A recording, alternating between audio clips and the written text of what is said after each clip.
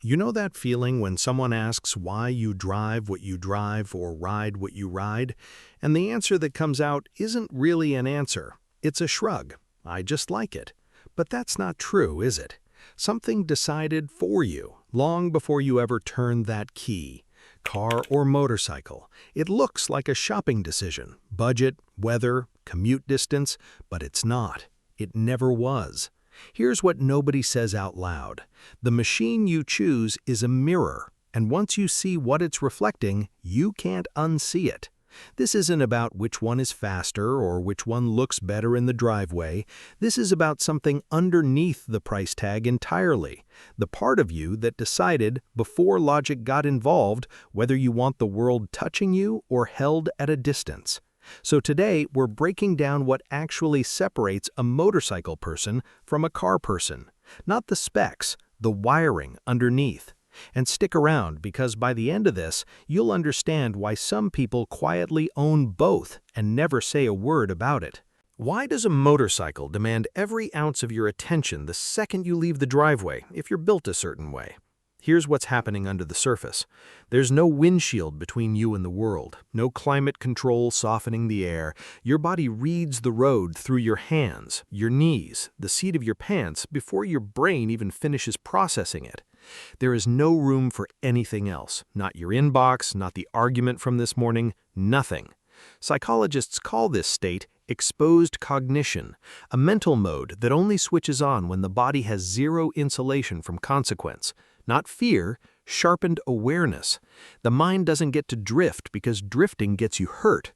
People drawn to this state tend to score high on something researchers call threat-calibrated attention, the ability to stay fully alert without tipping into panic, using danger itself as the thing that sharpens focus instead of scattering it. It's not recklessness, it's the opposite. It's needing exposure to feel real, needing the world to be close enough to touch. That's the motorcyclist's secret. It was never about the engine, it was about proof. Proof that you can stay calm when nothing is protecting you but your own skill. Notice what this actually requires. Total commitment to the moment you're in. You can't half lean into a turn. You can't half trust your front tire when the pavement shifts under you.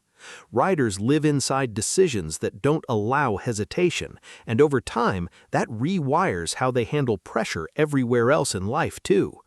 Ask a rider how they handle a crisis at work. Chances are they go quiet, get precise, and move. That's not a coincidence, that's the road talking. Now flip it, because the car driver is running a completely different and arguably harder to notice psychological program. Ask a car person why they drive, and you'll rarely hear, for the danger. You'll hear something closer to, it's the only place I actually get to think. That's not a lesser answer, it's a different destination entirely. Where the motorcycle floods the nervous system with input, the car does the opposite. Doors closed, seat adjusted exactly the way you like it, temperature set, music at your volume. Researchers studying enclosed environments and decision-making found something cars structurally offer that motorcycles cannot.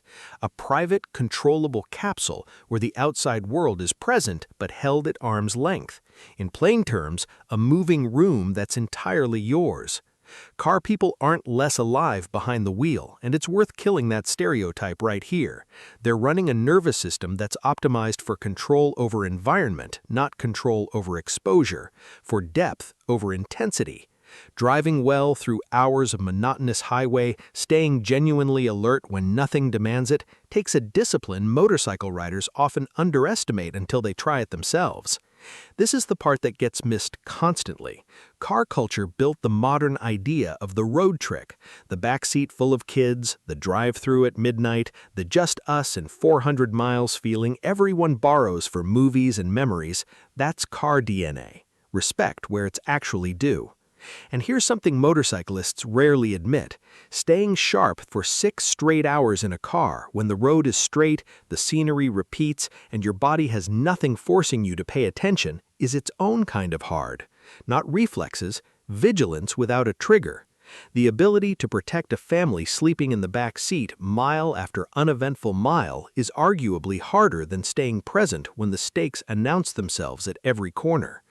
Now, here's where it stops being theory and starts being someone's actual life. Let me make this real.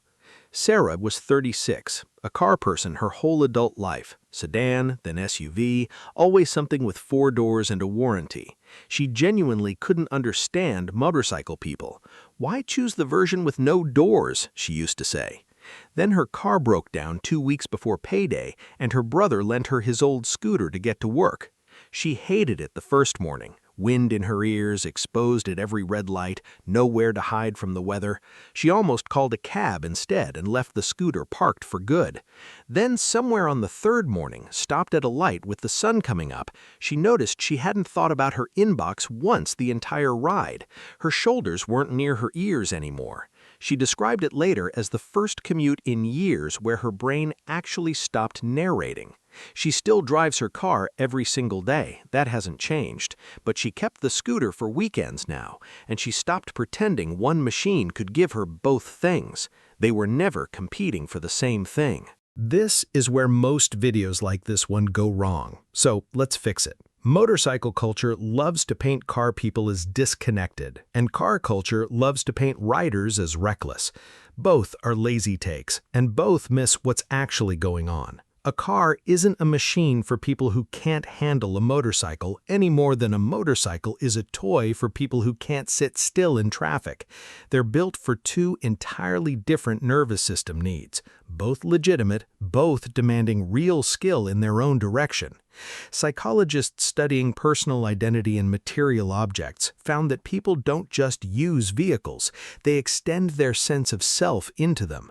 That means the machine you chose isn't revealing a flaw or a superiority, it's revealing which version of in control actually feels like you. Think about what a car actually asks of its driver before you dismiss it. Managing 4 other lives inside the cabin, not just your own. Reading traffic patterns for miles while staying relaxed enough to hold a conversation at the same time. That's not the absence of skill. That's a completely different skill set, built around responsibility instead of exposure. Here's something worth naming. For the rider, it's the moment the road opens up. Throttle rolling on, the wind finally matching your speed instead of fighting it, that half second is the entire reason you ride.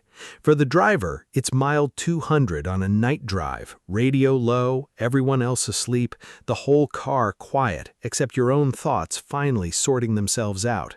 That stretch is the entire reason you drive. Neither moment is better. They're not even competing. One is a peak. The other is a plateau you get to live inside for hours. Chasing the wrong one in the wrong machine is exactly why people burn out on commutes or bikes they never should have chosen in the first place. It's also why so many people quietly own both. Here's what separates people who love the road from people who just own a vehicle. The ones who love it stopped asking which one is objectively better a long time ago. Your nervous system already knows what it needs. Some people need the world close enough to touch to feel like themselves. Some people need a controlled capsule to come back to themselves. Neither need is wrong, and neither one makes you more or less of a real driver. What the machine actually tells you is simpler than people want to admit. It tells you whether you find yourself through exposure or through enclosure, whether you feel most like you when the world is touching you, or when you've built 4 walls around your own thoughts and let the miles do the rest. This is why the which is better debate never actually ends. It's not a debate about vehicles, it's 2 different nervous systems arguing past each other, each one certain their version of freedom is the real one. Both are right. That's the part the comment section never wants to hear. So what does it actually say about you, car or motorcycle? It says you already know on some level what your mind needs to settle, whether you find that through the world pressing in close or the world held gently at a distance. Neither answer is the interesting part. The interesting part is that you never really chose. It picked you first. Next time someone asks why you drive what you drive, you don't owe them "I just like it" anymore. You know the real answer now.